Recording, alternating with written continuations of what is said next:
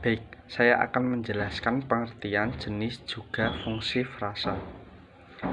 Frasa atau frase adalah gabungan kata yang bersifat non-predikatif.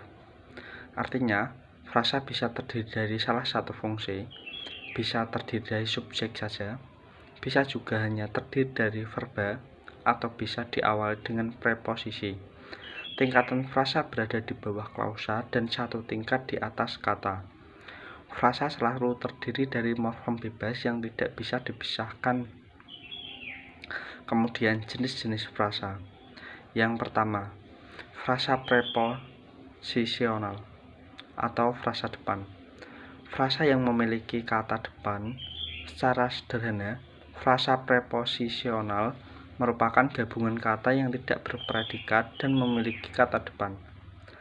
Seperti yang sudah disebutkan di awal, frasa ini termasuk jenis frasa berdasarkan kategori utamanya, di mana kategori jadi penekanan pada kata depan seperti dari sana, di sekolah, ke arah timur, kepada guru. Kemudian, frasa yang kedua adalah frasa verbal atau frasa kerja. Frasa verbal atau frasa kerja. Frasa yang distribusi inti dari frasa tersebut adalah kata kerja atau menduduki fungsi kata kerja atau menggantikan kata kerja pada kalimat. Frasa verbal atau frasa kerja dapat ditambahkan sedang untuk kata kerja aktif dan kata sudah untuk menyatakan keadaan. Contohnya, sedang sakit, akan tiba. Kemudian yang ketiga adalah frasa adjektiva atau frasa sifat. Frasa yang distribusi intinya dari frasa tersebut adalah kata sifat atau menduduki fungsi kata sifat atau menggantikan kata sifat pada kalimat. Frasa adjektiva atau frasa sifat dapat ditambahkan imbuhan kata ter untuk mewakili kata paling. Contohnya, tersulit, sangat panas, paling pintar. Kemudian yang nomor 4 adalah frasa adverbial atau frasa keterangan. Frasa adverbial atau frasa keterangan merupakan frasa yang distribusi intinya adalah kata keterangan atau menduduki fungsi kata keterangan atau menggantikan kata keterangan pada kalimat.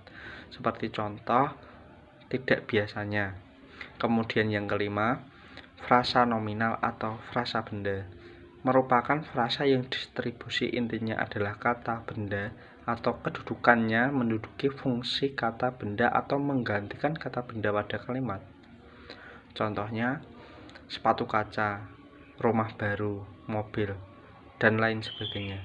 Yang nomor 6, frasa numeralia, frasa bilangan.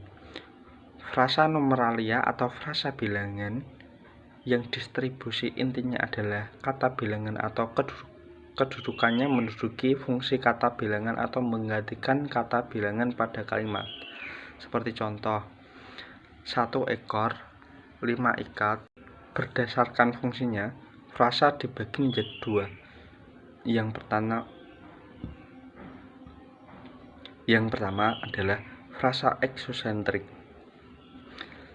Frasa eksosentrik terdiri dari 2 kata atau lebih dan hanya memiliki unsur menerangkan yang biasanya memiliki preposisi dan konjungsi yang ditambahkan ke kata benda, seperti contoh di rumah. Yang nomor 2, frasa endosentrik terdiri dari 2 kata atau lebih dan memiliki unsur diterangkan dan menerangkan. Contohnya buku paket. Kemudian frasa endosentrik dibagi lagi menjadi 3 jenis. Yang pertama, jenis frasa endosentrik koordinatif. Frasa yang menggunakan kata penghubung dan atau, artinya setara, di mana unsurnya adalah unsur pusat, seperti contoh pembangunan dan pembaharuan. Yang kedua, frasa endosentrik atributif. frasa yang memiliki unsur pusat dan juga unsur atributif. Unsur atributif adalah unsur yang menerangkan unsur pusat. Contohnya, buku baru, pembangunan 5 tahun.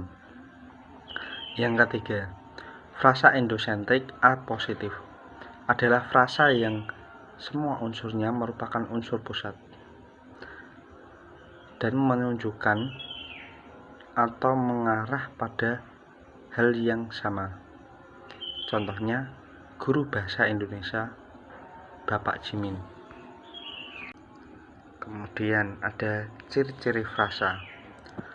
Untuk membedakan frasa dari satuan bahasa lain, berikut ini merupakan ciri sifat yang dimiliki frasa. Yang pertama, frasa terdiri dari minimal 2 kata atau lebih.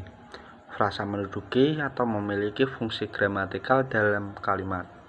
Misal, subjek, predikat, objek, dan lain sebagainya.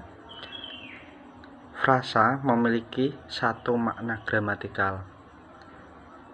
Berikutnya, frasa bersifat non-predikatif atau frasa yang menduduki fungsi sebagai predikat namun bukan merupakan kumpulan kata yang memiliki predikat seperti kalimat. Itulah pengertian jenis sampai ciri-ciri frasa.